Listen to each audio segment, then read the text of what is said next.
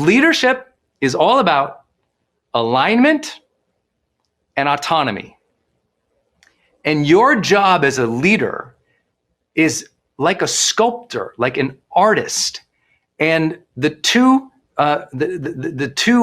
tools that you have as an artist, as a leadership artist, they're both chisels, and you're gonna go shape something. You've got an alignment chisel and you got an autonomy chisel. And you got to use these two to shape your culture, to shape people's behavior, to shape how you direct things. You're an artist. And it takes artistry to understand them too. So let me talk about each one of them. Okay, first one is alignment. Your role or your position or the influence that you're developing with other people, which we'll talk about, is so much about you learning, how do I align people towards that vision decision? How do I align everyone's thoughts, feelings, beliefs, efforts towards something significant? How do I align everyone's thoughts, feelings, efforts towards something significant? You're really playing an alignment game. I hope by now you've read my book, High Performance Habits. I'm so blessed with the success of that book, but also, never worked harder on any research study in my life than High Performance Habits. But one of the things I always hear from readers literally around the world is the love of that one story where I tell about the story of the woman who she discovered as a striver her whole life. She could get things done. She could knock off the to-do lists. She could make it happen. She could set the plans. She could mobilize people. She was a high performer. She was great at what she did.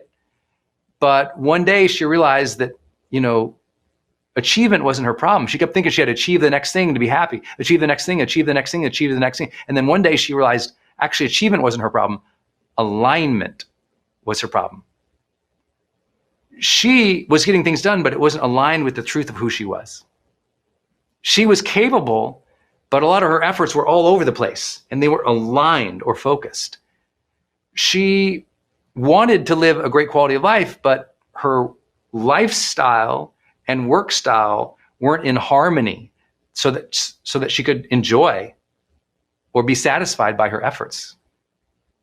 And so she was great at achievement, terrible at alignment, so she was miserable. Wow. I literally can still remember her voice when we had that breakthrough as I was coaching her. It was like, click. She got it. Oh, I'm good at achievement, but I suck at alignment. No wonder I'm miserable. Well, guess that comes into your family too. That comes in your personal life. That comes in your work life. That comes in your teams. It's like you might be getting a lot done, but if people don't feel aligned, the culture sucks. You might be getting a lot done, but if you don't feel aligned, you're getting the wrong things done. You might be getting a lot done, but if it's not aligned with your true interests, your true passions, things that draw from you, that twin powers of curiosity and enthusiasm. If it's not aligned with that, you could do it all day long, but now it starts feeling miserable, even if it contributes, even if it makes a difference. Some of you are doing great things that make a difference in the world and you don't care about it anymore. And you're torn up and guilty inside and you feel shame. I have this opportunity to make a difference. I'm not doing it. What's wrong with me? There's nothing wrong with you. It's not an opportunity that's aligned with you. There's nothing wrong with you. You haven't found alignment yet. Either you got to get your mind right to be in that vision decision. You have to summon yourself and like, oh, right, I got to realign here. I got to realign. Let me get in this game. Let me be here. Let me row together. Or you got to get out of the boat because you don't want to be that guy or gal with that oar and you're moving that rudder all over the place, ruining everybody else's alignment and their speed. You've got to take accountability of that, leaders. If you're in the wrong place, you got to remove yourself fast. Ditto, if you're the leader and you got someone who you've said, hey man, put that oar in here at the same time we're all doing it. Go like this. Hey, are you okay back there? Do you need anything back there? Seems like we're not in alignment here. Got to get in alignment here. What do we got to do? Let's have some conversations. Oh, you can't get in alignment? You refuse to get in alignment? Get out the boat. You can't have people who are misaligned on your team. You just can't do it. Now, I know that brings up the other person, but what if that's my husband? What if that's the kids? It's like, okay, great. Then you take that ability for yourself to stay internally aligned with what's important to you, but then you got to come together on what that decision is for them to move forwards towards it. That's those things all coming together. Now, I said you have two tools. One is alignment, and the other one is autonomy. Autonomy. I think in the last decade, the word trust got a lot of play, which I love, but I think autonomy is one of the actual tools that sculpts that outcome. Autonomy means you give other people decision-making authority and trust to do stuff. Autonomy means you let the other person be the other person. You let them express themselves fully, be who they really are, choose to align or not. In other words, autonomy means to hold up the autonomy tool, you got to put down the control stick. You got to go, okay, all right, I'm going to hand you some power here to make this decision or do this thing. Or autonomy means I'm just going to let you do your thing and I'm going to be okay with it. As long as you're aligned, be you. I mean, the famous story, and I have my executives always read this book called 11 Rings. And it's the story of Phil Jackson taking the Chicago Bulls to 6 rings and then the LA team to, I think, 5 rings, if I remember right. An absolute, probably the best coach living today. And his story is so extraordinary. And he shares in the book, and as he talks of the famous story of, you had Jordan and Pippen and then some changes, and then you had Dennis Rodman. This wild character, this person who was uncontrollable by other teams, who'd been fined and sanctioned and almost kicked out of the NBA. And no one could get a hold of this guy.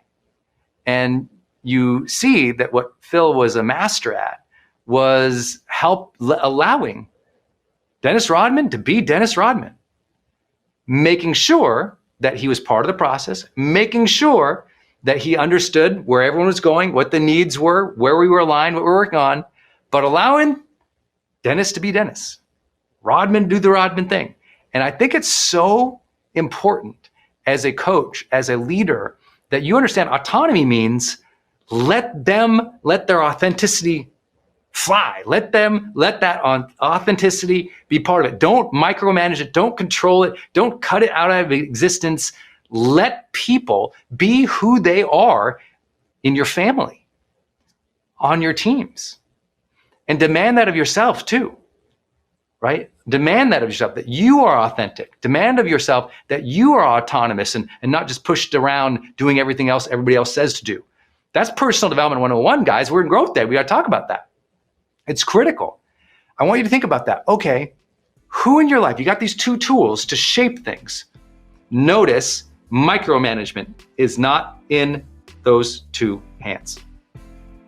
Be very cautious, my friends. That's where people mess it up all the time. You micromanage the kids. What happens? They don't develop the autonomy. What happens? They follow the wrong crowd. You got to be careful. It happens in every area of our relationships. You micromanage that spouse. It has to go here. This has to be this way. At some point, they're like, geez, I feel like I'm in a prison here. This is crazy. Why does everything have to be an exact way all the time? It's like, let me be a person. Let me do my thing. You got to be careful. You got to be aware. You got to give them autonomy. You got to keep people aligned. It's one of my favorite topics in leadership. I hope this supports you all. Energy. Mental and physical and spiritual strength or vibrancy. I just call it energy in high performance training. What is my energy? Do I have the energy to serve? Do I have the energy to focus? Do I have the energy to go to the gym? Do I have the energy to be nice to my spouse and my partners and my friends? Do I have the energy to do the work today? Like for me, when my energy is low or it is dipping, I always go, what is causing that? It's almost always two things. If my energy dips low in the day, I always know there's two culprits. One, something happened that bothered my brain. I got annoyed, frustrated, or hurt by something. I got annoyed, frustrated, or hurt by something. And it happened recently. It happened in the last day or two. And it's affecting my energy right now. Your energetic state right now is a hangover. Your mood right now is a hangover effect. Not always negative, it can be positive. But it's an effect of something, right? Input, output, cause, effect. That's real. So I'm like, okay, well, what has hooked me? What has angered me? What has frustrated me? And then I'll do something like Byron Katie's teaching on the work. And I'll just flip the question, or I'll flip the feeling. I'll say, okay, what would my life be like without that thought? Is that thought true? What's the opposite of that thought? And I'll just question those things that annoyed me, frustrated, or hurt me. And then I'll do the physical work again of releasing those things. And if I need help with releasing those, many of you guys know I love and invested in the tapping solution. So I'll just tap. I'll just go into my mind, for those who know tapping, and I'll just do a tapping routine. For those who want to learn tapping, you can learn it in the GrowthDay app. There's a course in there on it already.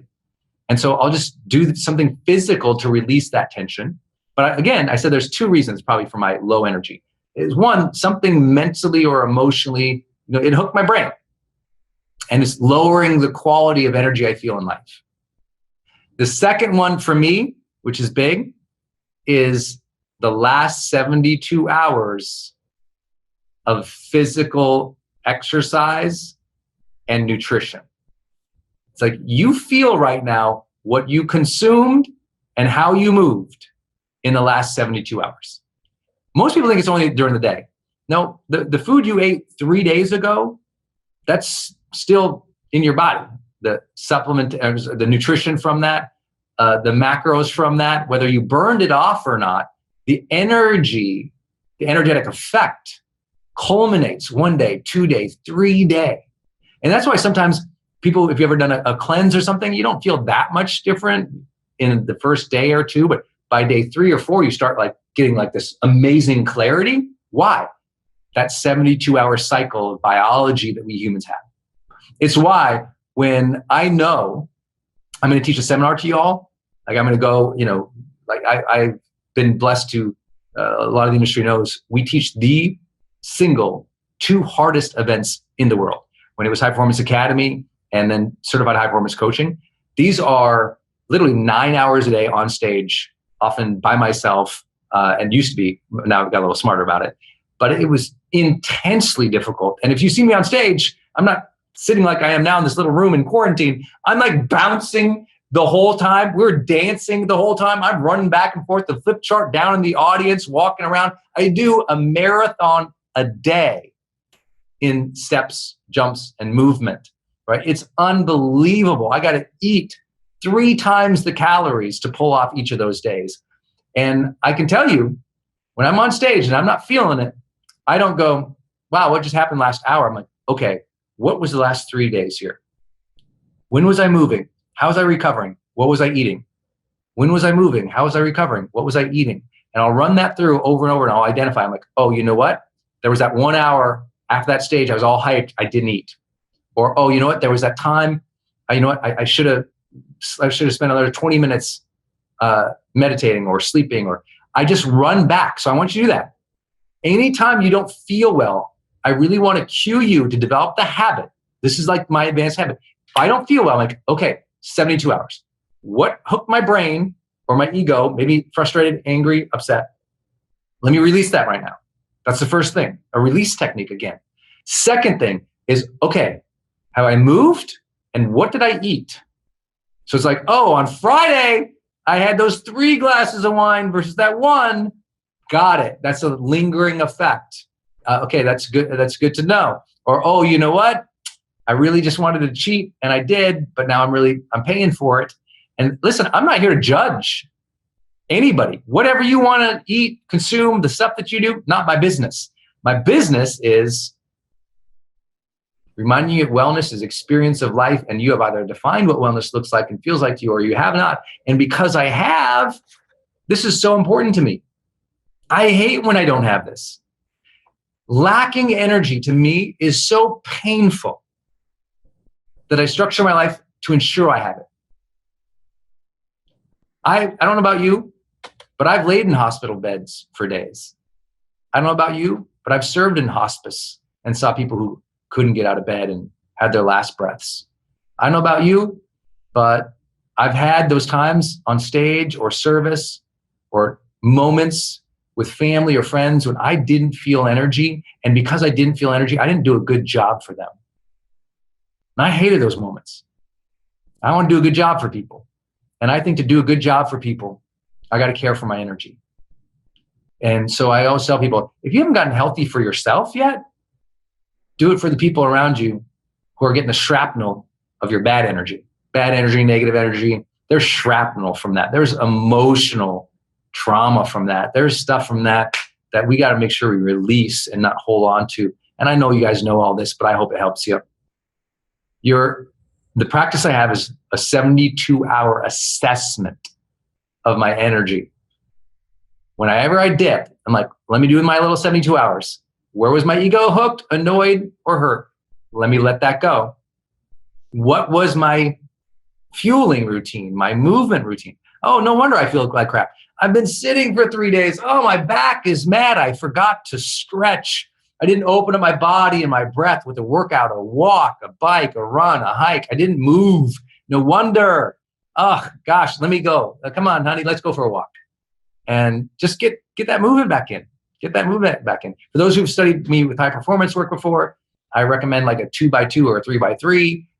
All that means is like every, twice a week, you do a, high intensity workout at least twice a week, or 3 times a week. You do 3 times a week. You do a, a 2x2 is once a week. You do a HIIT training, and once a week you do a 60-minute cardio training. That's a 2x2. A 3x3 is you're just adding more to that. So you're doing a one session HIIT, 1 session long cardio, 1 session some other type of movement that you love to do that just opens up your body and gives you flexibility, maybe like a yoga or something. But whatever your routine is, did you move? Everyone knows the number one challenge to long-term health is nutrition and movement. Number 1 and number 2. And people always say, no, it must be sleep. I'm like, number 1 and number 2 are the greatest weapons you have for greater sleep. It is your nutrition and it is your physical movement that gives you the ability to sleep well. Now, guess what? When you have reverence for life and you're releasing that tension throughout the day, emotionally, letting go of that ego or that hurt, now you sleep like a baby. Like, I've been blessed with sleep for a long time, not because it came natural, because I sucked at it. And I said, I got to get better at this. So I changed my nutrition. I moved more. I did more emotional releasing of tension. And those were part of my days. Remember, wellness is not something you do once in a while. It is the experience of life. You have to do these many times a day. Also, for those who've studied for a long time, with energy, every 45 minutes, I'm up, I'm bouncing, I'm moving, I'm opening up all the meridians on my body. I'm taking 10 deep breaths and bouncing in place and closing my eyes to rest. That energetic movement every hour, that breath work every hour, that opening meridians every hour, it's how I'm annoying all the time. It's like you hang out with me like, wow, that guy goes all day. And he's in it all day. I had to train that. You're training your focus right now. You're training your energy. You're training your ability to serve. It's happening right now. And it happened last 72 hours too. Leadership, the delegate dance is always about the vision decision. It's about you or the leader or the group of leaders taking the mantle and that authority and accountability to say, okay, we've listened to all interested parties. We've done our best to understand what everybody needs and wants. But ultimately, this is the vision decision. This is where we are going to go together as a group. Someone's got to hold that space, take that mantle, lead that charge, repeat that vision over and over and over. Somebody or some group's got to own that. When you look at great movements that could have been, they didn't have someone or a particular group owning that vision decision. Because, right, you've heard also the phrase, too many cooks in the kitchen, too many voices, lacking aim or organization and alignment is ruined. So you've got to decide, okay, I have this movement, I have this idea. Are you going to be the vision decision maker or among that group? Like in companies today, right? In the crazy times we're living economically, where there's so much funding of new startup companies, as an example. It's all about, okay, who's on this team? Who's the decision maker? What are they capable of? And where do they want to go together? And if you believe in them and you want to, if you're investing in a company, you want to believe in that team or that board, and that's going to define so much of how you invest, more than their metrics, because it's about that dream team. Who's making the decision? But ultimately, leadership is going to rest on 1, 2, 3 people. And that's why you have CEOs of organizations, right? That's why you have, the big leaders of movements from throughout history. It always kind of fell on someone who had to make the tough calls. And that business decision shapes everything, organizationally, economically. You think of like when a Steve Jobs left or was forced out of Apple and came back in, the approach that he had to take, a vision decision, was, oh, you know what? We're doing all these things. I think we need to go over here, and it might not be popular. And there's other voices saying support these things, but this is the track we're going to have to take and have to make those hard decisions. So it's always those things. Have open ears, make the hard decisions. The first principle, open ears. Second principle, vision decision. You have to own the vision decision. You have to be open to it. You have to be adaptable with it, but you've got to be the most committed person on the team, in the organization, in the culture, in the family. You've got to be the person who holds that thing together, who's entrusted with that. I always say leaders are really entrusted with service. They're entrusted with the vision. And as they're entrusted with that vision, they're also relied upon to make the hard decisions. What's some of the hardest decisions you ever made in your life? Like the hardest decisions you ever made in your life. Could be in any area, your relationships, your finances, your career. What's some of the hardest decisions you've ever made? If you think about those are the hard decisions that you made, those hard decisions ultimately were made because you had a different vision at that moment. You didn't like where things were. You wanted to go in a different direction, and you bought into a vision of how things needed to be different. Whether that was from like depletion, you were just exhausted, tired, didn't like it. Whether it was from a place of just like, oh, I recognize all the problems here, or I know there's a better solution, or it was highly aspirational for your future. You bought into a different vision and you made a decision from that vision. Well, I share that with you because part of the principle here, a vision decision, is to be aware, oh, your whole team is making hard decisions based on the vision. You're going to have to make hard decisions based on the vision. So here's a tough question. What the heck is the vision? What is it that you are after? What is it that you collectively want to move towards, want to achieve? And it doesn't have to be some pie in the sky forever, 100-year out vision. It might be a 3-month out vision. It might be a 6-month out vision. But if you're not crystal clear about that decision with that vision with yourself, what will happen is, as people support what they create, as you open those ears, as you have those other conversations, you'll be unmoored to the beliefs, the values, and the direction that you want to go. You'll lose yourself in the noise. And this is the number one thing I see great leaders do to fail. They lost themselves in the noise.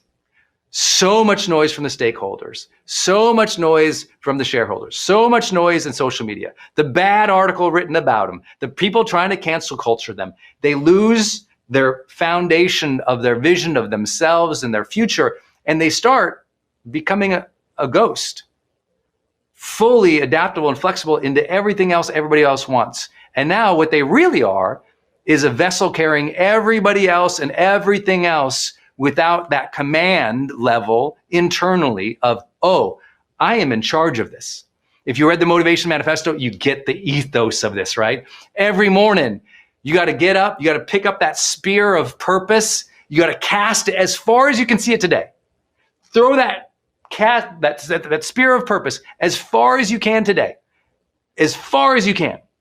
And then your day is to go march towards that spear with so much commitment, so much discipline, so much resilience that then you get that spear, you get to throw it out as far as you can again.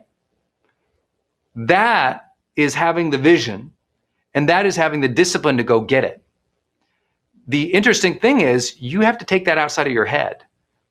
You probably have a clearer vision for what's important to you than your wife does, than your partner does, than your friends do, than your family does. And so a huge part of the vision principle is you've got to communicate it more.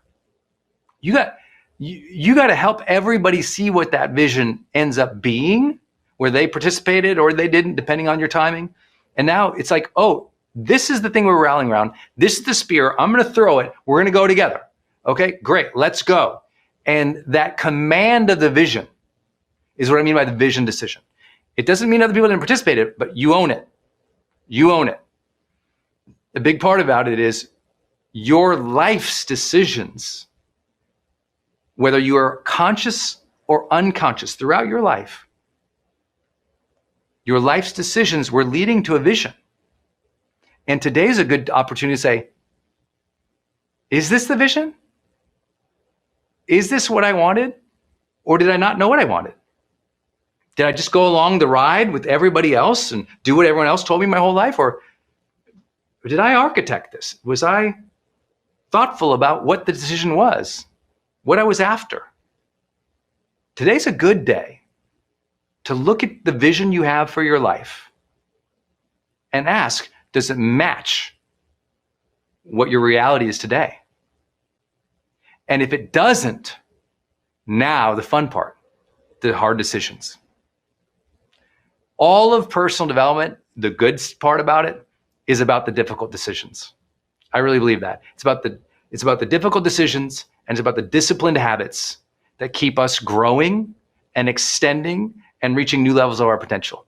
That's why I love it. That's why I love personal development.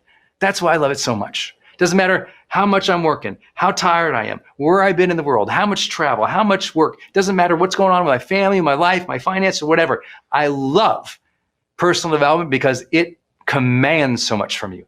It says, oh, you want to grow? Look at where you are, young man. Look at where you are, young lady. Decide, is that the vision you have for your life? No? Then make the hard decisions, practice those disciplined habits to go where you want to go. I love that stuff.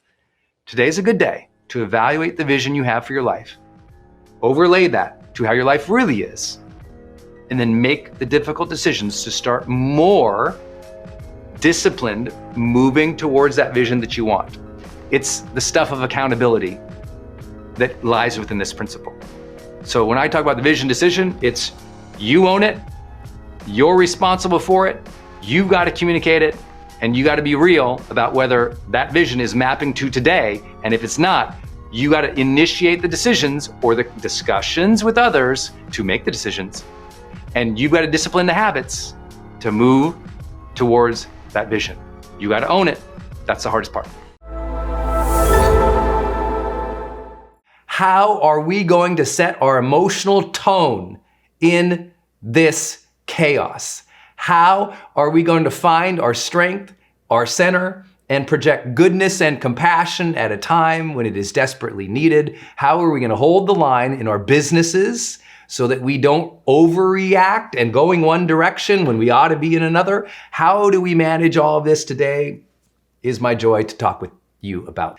Number one is the decision that I will always be the one to remain centered amid the chaos.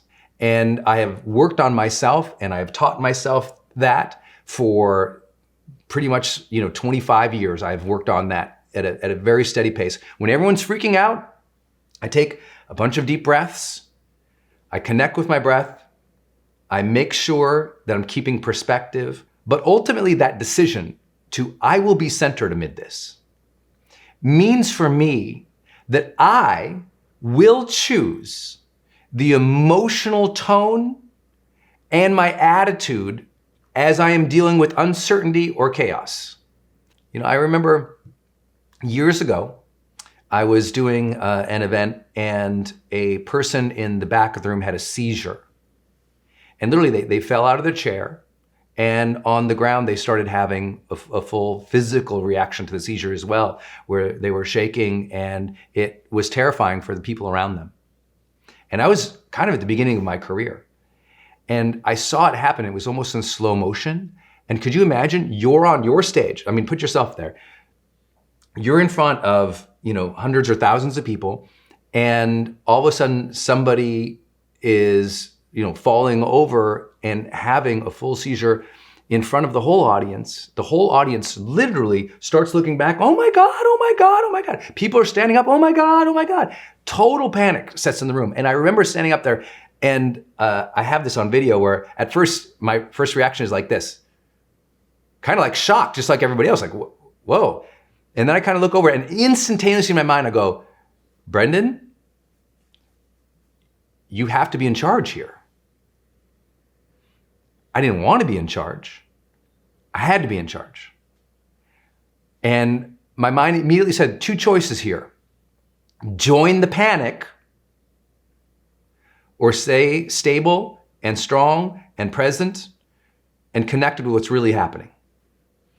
And so that decision, I'm going to say centered amid this, made me immediately also decide I need to center the audience. So I asked the entire audience, I just announced, I said, everyone sit down. And everyone just kind of looks, I said, sit down. And everybody, they sit down. And I said, please sit down, because your panic and your chaos right now is not serving the energy of this person who needs healing. Sit down. Be quiet. Everyone, please close your eyes so my team can address this situation. Please close your eyes, and let's put some positive energy and prayer in the room for this person who needs our attention right now. They don't need negativity and fear in the room. Let's put some love and prayer. Let's send some energy. So please close your eyes, take a few deep breaths, and remember, you can choose to contribute good energy to the situation. And so I had everyone close and their eyes, take a few deep breaths, and meditate or send prayer back to this person as my team was clearing that row and getting to this person, so that when the paramedics would arrive, that person could be removed. Now, here's the deal. I knew I had like 20 minutes, at least, before we could get a paramedic probably at that spot in the seminar. And I thought, how am I going to buy 20 minutes? People are going to start freaking out.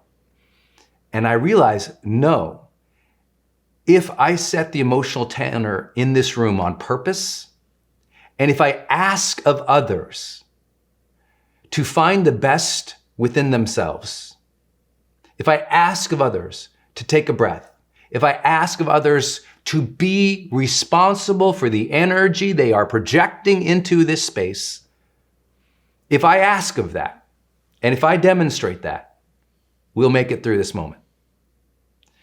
And that might not seem like a big deal, but I really believe the energy in that room either was serving this man as he was having a seizure or was making it worse.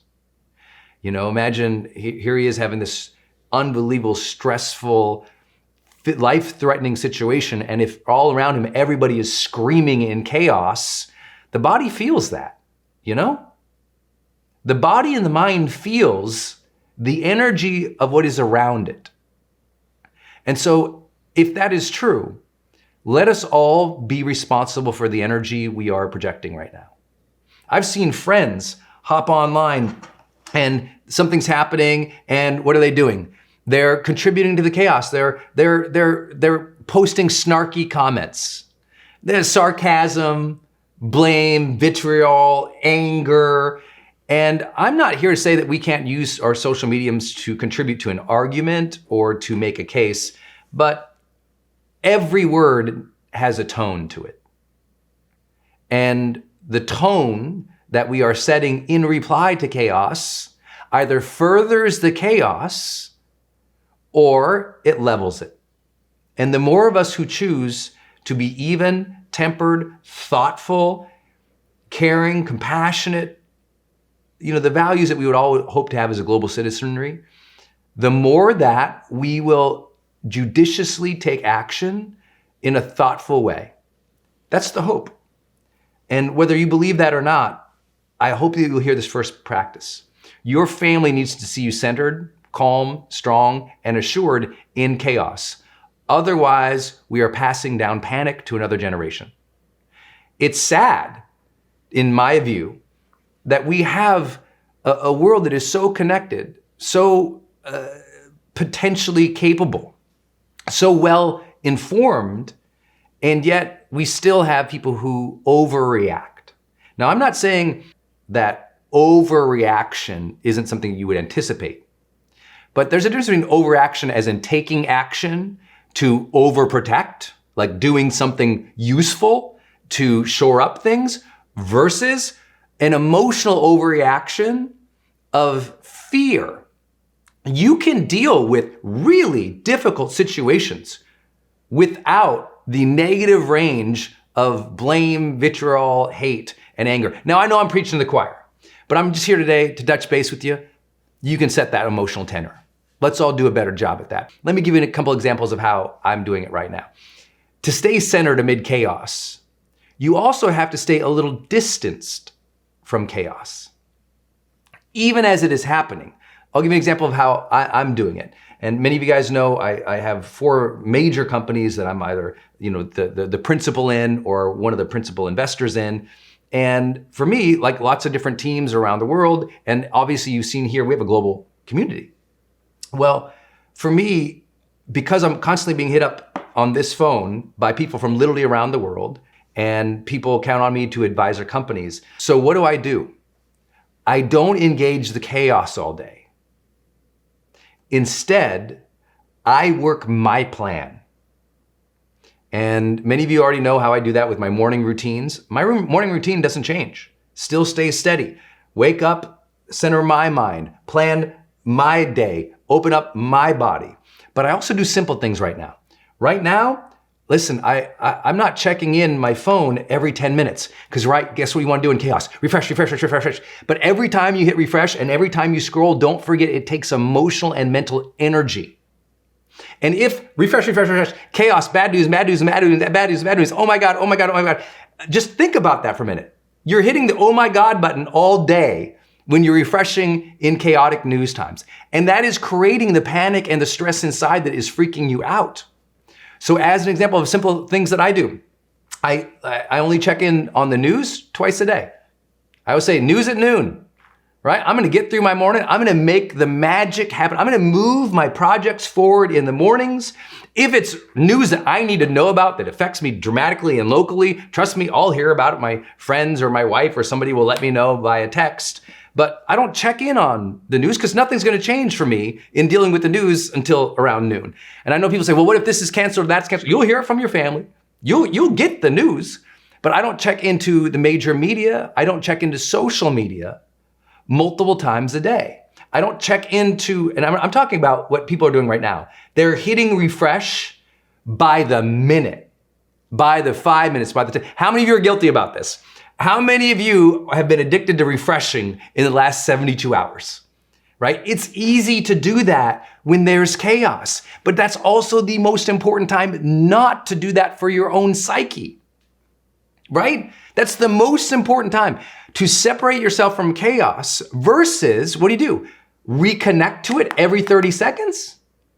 Think about what that does. You cannot, doesn't matter how conscious or intelligent or brilliant or meditative you are, if you check into, oh my God, bad news 24/7, there is no human that does not start to shape your emotional reality. No human alive. The Dalai Lama couldn't do it without feeling that emotion if that's what he did 24/7. And right now, that's what we have people doing. And so I think what is necessary is to stay absolutely informed, but realize not a whole lot is going to shift in periods of time throughout the day. Now, I know it depends on what you do and how you respond in your career and where your family is and all these things. No question. So here's what I'm going to suggest to you. To stay centered in the mid of the chaos, you choose how much you check in. You choose. And then at a conscious level, I'd say back it up a little bit. So, however, you're like, I gotta check 20 times this hour, but I'm like, okay, I appreciate that feeling and that concern. So let's just back. Could we check in just 5 times in the hour so you can actually get something done? So please don't think I'm saying don't be involved or don't be informed. I'm saying don't let the chaos eat you alive, because listen to this statement. Chaos inside grows as checking in on the outside grows, right? The more everyone's freaking out and the more you listen to all of it, the more it infects you, because there is also another contagion going on right now. And if you've studied neuroscience with me for a while, or you've been with me in this community for a while, you know how much we talk about emotional contagion. Energy spreads. It's like, listen, we can act without losing our center. We can act without spreading fear. We can act without the anxiety. Like the stuff that I have to take on a daily basis, if you saw it, you'd be like, oh my gosh. But I choose not to address it with anxiety. I choose to be in center of my emotional reality, the chooser, the captain of the ship. And I just want you to be that observer of how you've been dealing with this and choose to stay centered amid the chaos. I do things like keep your morning routine. It is so important right now. That is stability in an unstable world. Don't overly engage what is happening. Don't contribute to the negative energy in any way, even if you want to. Trust me, when I do check in, I want to say, you idiots, oh my gosh, what's happening over here? Don't be that person. It's not gonna help your spirit or your soul, I promise you. Be the person who's centered amid the chaos. Hey everybody, it's Brendon Burchard, founder of GrowthDay. What's up everybody? I'm excited to share with you today a special broadcast here that we are doing with Mel Robbins on how to finish your year strong. Listen, no doubt this year has been challenging. No doubt this year has been discouraging. There's been a lot of uncertainty and chaos and just negativity. So we're here to serve you up with some great personal development to get your mind right, get your habits in order, get your projects completed, and ensure that you feel that this year ends in a good place for yourself. Mentally, emotionally, spiritually, in your business, in your career, at home. I know that's a hard and a difficult challenge, but we're up for it here in GrowthDay. I'd like to start off today with a very simple idea. And so you might take this note down, and then Mel will be joining us. And this first simple idea is for you to do this. I call this 1 more hour on the core 3. Now, let me explain what the core 3 is if you're new to GrowthDay. The core 3 is, could you right now please identify what are 3 things you've been doing in your life that have really been working? Like 3 ideas or 3 strategies, 3 tactics, 3 routines, something that you have been doing this year that you feel like that's really been moving the needle forward for me. Maybe if you're an entrepreneur or a business owner, you've run the specific marketing strategy. If you're trying to get your health right, you had this kind of diet earlier on in the year, or you worked out in this type of routine. If you're a parent, maybe you figured out a good way to set accountability with your kids without screaming at them. I don't know what it is for you, but I bet there's 3 things that have really worked for you this year. Could you identify them right now? I call these the core 3. These are things that are absolutely working for us. And you can segment them into your personal life and your professional life. I tend to do that. I like to know these 3 things in my personal life are really working. And these 3 things in my professional life, my career, are really working. And so I really think about them. I write them down. And once you've captured them, here's the takeaway. 1 more hour per day from this moment until the end of the year, doing one of those 3 things, or all of them for those of you who are real high performers. That is the easiest way I can explain it is find out what's already working and give it 1 more hour a day. Now, I know the first thing people always say is, but Brendon, I don't have any more time, right? I have no more time today. And it's like, oh, if you don't have any more time today, we're going to talk about dealing with distractions throughout this episode today, okay? Because most people actually have many more hours a day, but it's being lost in social media, television, and other distractions. So we'll get there. But first and foremost, I want to make sure we can bring on Mel Robbins today. Are you out there in the internets? Hey, I am. Hi, What's Brendon. up? Hi. How are you? I'm so good. Good seeing you. It's great seeing you, and I'm so happy that I was listening in because I love that advice you just gave. I'm like, oh, that's a good idea. I think I'm going to pick one Thank thing you. that's going really well, and I'm going to spend another hour doing it because there's a lot of time that you also have working on things that aren't working. So that's another way to Yes. find time. So maybe I will add to that. We'll ping pong back and forth here. Maybe you should add and eliminate something. So what's actually not Yes. working? That you're banging your head against the wall and it's wasting time. And let's eliminate that and let's then double down on the stuff that's actually working. And I'll share with you what's working for me is I have been wasting my time trying to figure out, we put out a lot of social media content, right, Brendon? And I've been spending so much time banging my head against the wall trying to get this whole calendar filled out and get it all locked and loaded and micromanage everything. And it takes so much time and it's painful. And nobody on my team looks forward to actually having the social media review meetings because we're all like, ah. And what's really working is going live. Yes. Why am I not going live more often? That's really working. And so you just gave me an enormous breakthrough about how to finish strong this year by doubling down on what's going right and eliminating something that is going wrong. And you can tell, here's a piece of advice from me now. Use this high five habit to make decisions about what's going right and what's going wrong. So anything that you I want to love high that. five, you know immediately what is the part of your day or the things that you're doing that you would like high five because you love doing it, because it's going well, because the momentum is there. And what are the things that, oh my gosh, the last thing you want to do is high five that because you don't want more of that in your life. It's a simple way to make this elimination and this double down happen.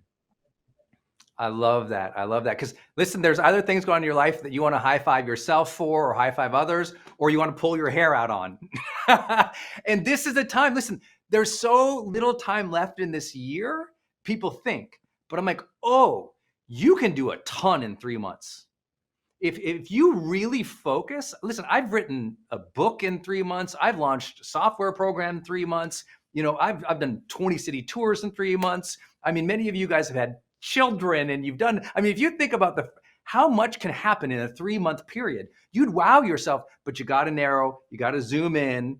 And I love that. Eliminate the things that just aren't working and aren't giving you momentum. And it doesn't mean you need to kick them out of your life for the rest, kick them out of your life forever. But maybe you say, you know what, for this next 3 months, these next 90 days, I'm going to parking lot those things aren't working. We'll revisit them in January. For now, I'm going to double down on what's working. I love that. I love that. So let's talk about what we've covered today so far in finishing the year strong. I started with my first strategy I'll share with you here, which is my core 3. Identify the 3 things that have worked for you this year. And I don't mean just maybe are working now. The 3 best things that worked for you this year that really moved the needle in your personal development or your career, business, family, health. I like to break it down into these 3 things worked really great in my personal life. These 3 things worked really great in my career, my business.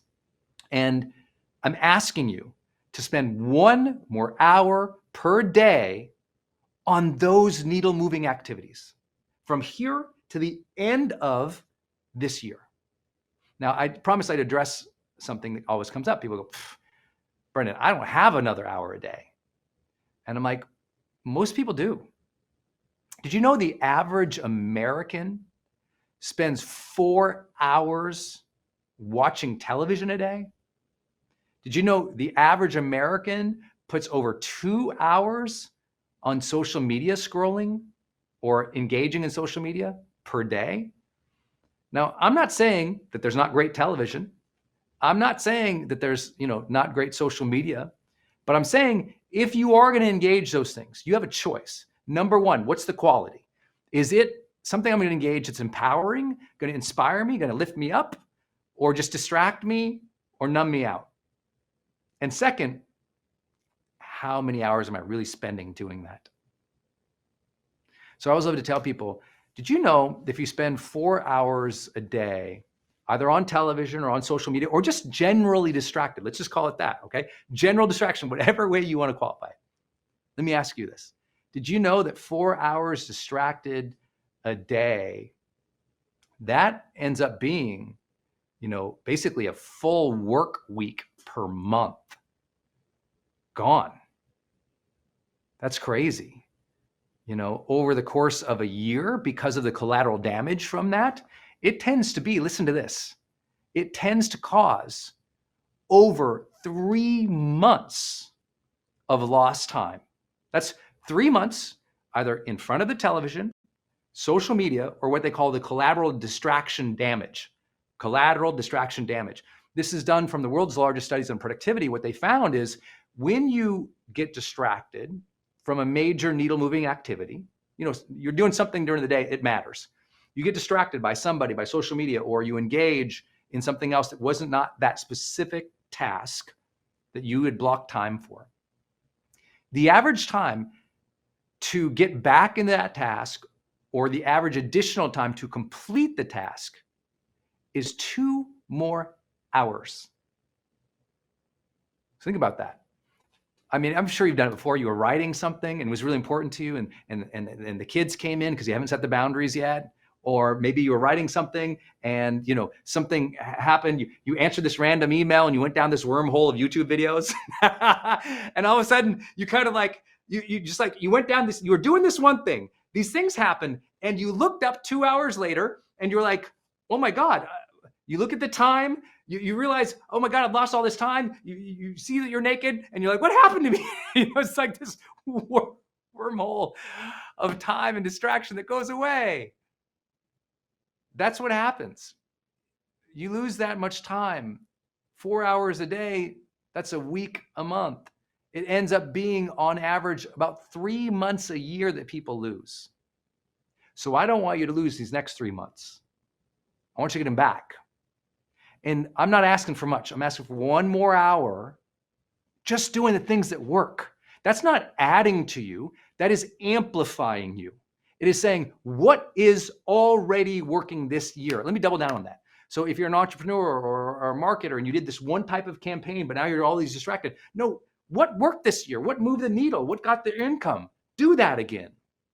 If you find yourself in your personal life, what's really working in your relationship is that, the best times you had this year were your date nights, but you're not frequent about them. You're inconsistent about them.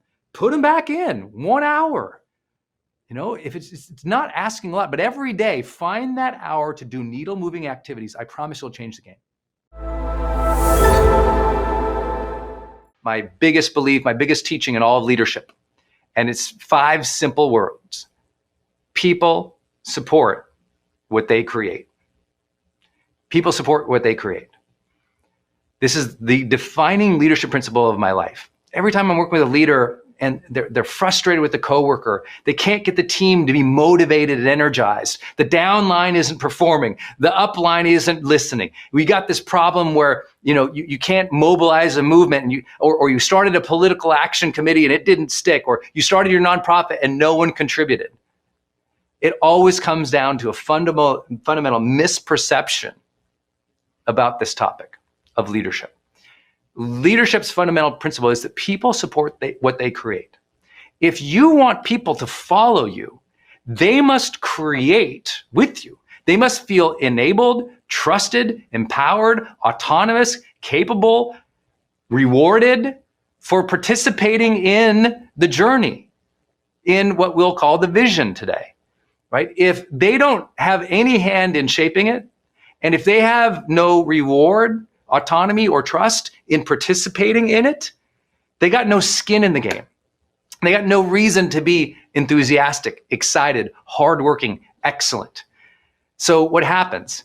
Well, as you see around the world, it's like we have these command and control old models from the past, these dictatorial ways of leading where it was like, do this, do this, do this, very like, early 1800s stuff that should have been done by the 1950s, but people are still learning. And so you have this situation where a lot of people still think of like, oh, I have positional leadership. I'm the boss, or I'm this leader. Everyone needs to only do these things. And it becomes a one-way street, or it becomes something where the leader doesn't have the connection with everybody else because no one has a part in it. They can't play yet. They don't believe in it yet. Even if they like you, even if they think you're an okay person, even if you had great successes in the past, if you don't get them collaborating to create where we're going, how we're going there, and how we'll be together, they're not interested. They'll pretend, they'll take the paycheck, but they'll be gone in 6 months. Or when the tough times hit, or the stock price goes down, they're bailing, man, because they're thinking, you know what? I'm not part of this. I'm not part of this. I'm telling you, we live in a participative global culture now where people want a voice. And so much of leadership is understanding where to open conversations to allow diverse voices to come in, have a perspective on something, even if you or the leaders maintain that decision-making authority, which we'll talk about later. The active participation and enrollment of conversation is the difference maker. And your job as a leader, listen to this, is to hold that space, to set the standard, the expectation, the structure for that space for other people to participate. Now, I know some of you, the leaders out there are like, yeah, but that's super hard, the timing of that and when, and some people have a voice, but they don't know what the hell they're talking about. They're not an expert, Brendon. Why would I listen to them? And oh my gosh, does this mean more meetings for me? Don't worry. This isn't about you doing more meetings just to listen casually. We'll get to those practices later. The principle I want you to write down: people support what they create. The 5 most important words in all of leadership: people support what they create. If you get that principle, we can change the world. When you don't get that principle, you don't get the followers. Now, with that, I want to introduce a concept, that I've literally been teaching for 21 years now. I don't like the word followers. I don't like the word leaders versus, or the positioning leaders versus followers. If you studied with me before, I really believe you have leaders, and instead of followers, you have collaborators. It's just a different way of defining things. Unfortunately, in our world, because of popularity and ego, when someone follows you on the internet, it all became about a one-way street. And so now we've ingrained in people's human behavior this idea that I broadcast my world and you should follow it. That's come into organizations. I tell you what to do and you should follow it. Versus, hey, we're co-creating this organization together. We're co-creating this team. You're going to have some people on your team who are super participative, and other people, they were never given autonomy or trust or a voice, and they're super smart, but you're not getting enough from them. They just need to be enrolled to participate in a different way than the person who's always had the benefit of being in communities where they were heard. We live in a world right now where so many people have never actually been heard. Then we expect them to perform as high performers in their organizational settings. It's like, oh, you have to be aware of these things. Some members of your team and some members of your family haven't been heard, haven't felt heard, haven't been allowed space for it. And I don't just mean listen to, I mean being allowed space to make decisions together about what's important. Take a look at the most critical members of your team. Maybe this is your executive team, or the most important people in your life, your family, and look at each of them individually through this lens. It's like, oh, has this person been co-creating the experience with me? Have they been active in that or passive in that? And not as a judgment to them, like a 1, they're bad. It's that, oh, if they are a 1, I, as a leader, need to create a process, a rhythm, a meeting, an opportunity for this person to get some decision-making authority. to establish some trust, to, if anything, to be heard more in meetings. Maybe this person is never called on. They never get the opportunity. And you're gonna like, oh, I'm gonna be aware this person has not been participating. And I need that participation from them if we're gonna have long-term success, and we need to participate together. So let me have that. So I'm always thinking about that and when I work with leaders and I coach them in high performance, it's always about, okay, let's work through your team. Let's walk through this principle and let's talk about each of these critical team members. And do they feel empowered to be part of the process?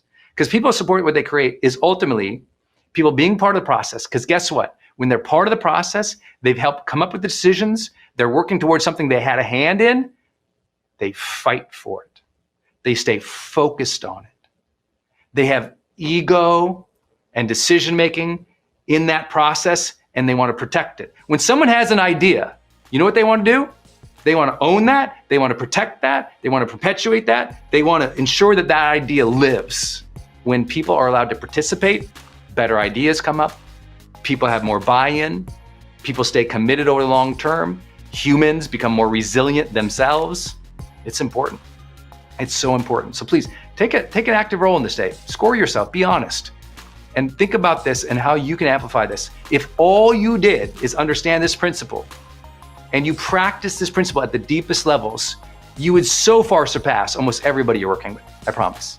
This can be your day for personal growth. This can be that day you committed to and you remember, you go, that was the day I got myself a community. I got better coaches. I committed to making my life the absolute best that I could. This is that day. Make today your growth day. Click the button on this page and sign up right now.